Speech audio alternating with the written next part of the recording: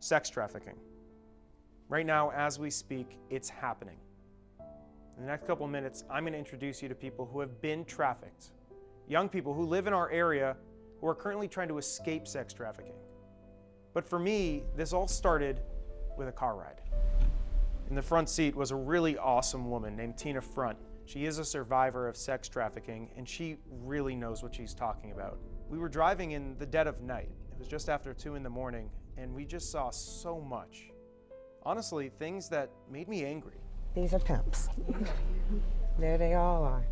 She said it so casually at times, where I was like, how could you be so casual about something like this? Okay, right here too. That's a P. Yep, he a P. He a OG actually. She's working. She's working? We also saw a lot of victims, girls and boys working the streets. Right here to our left. So, trans, young. Yes, yes, she's working. What got me was that this was downtown. Downtown, the center of commerce, and yet we've got these young teenagers that are being trafficked right in front of our eyes. I think there's a disconnect when you're out there driving and you see these grainy images. They almost seem like adults. You could forget that these are young people. For me, that all changed when I actually got to meet some of them.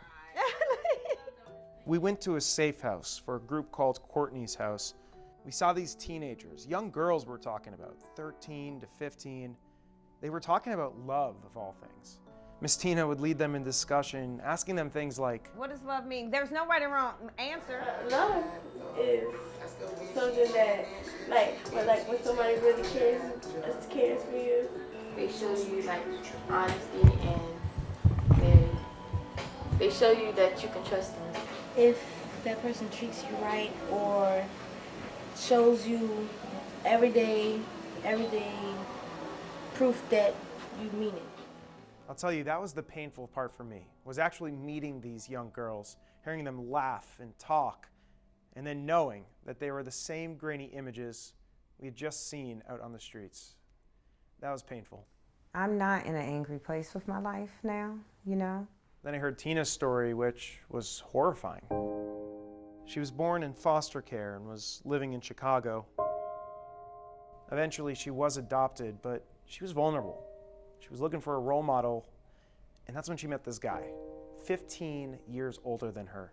He was 28 years old.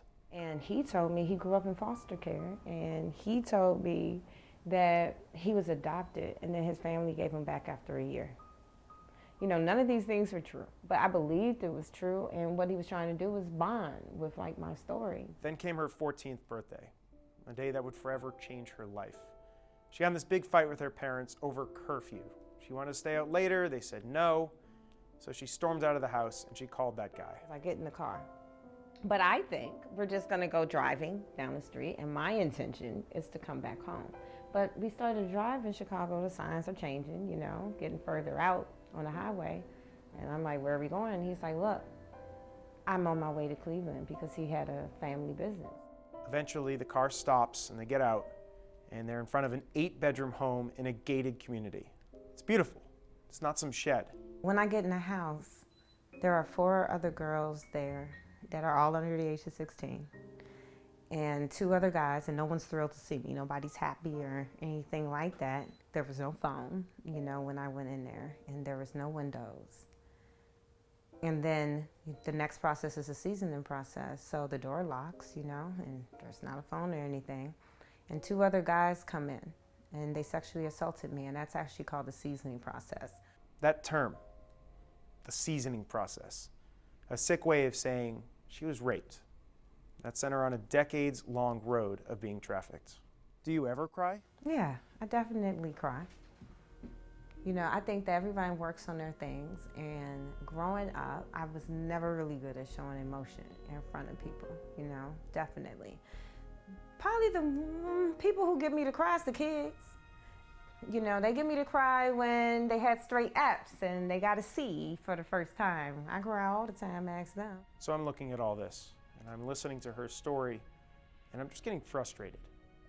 I'm thinking, what can we do? Can we do anything to try and stop this? Well, we're going to try something a little new here. Ms. Tina's agreed to create a number of videos for specific audiences. One for young people, one for parents, one for community members. And the hope is that we could watch these and share them, and together maybe we could put a dent into this problem. Because I promise you, everybody that watches this show has come into contact with somebody that was trafficked. Whether you knew it or didn't, you did it. You did.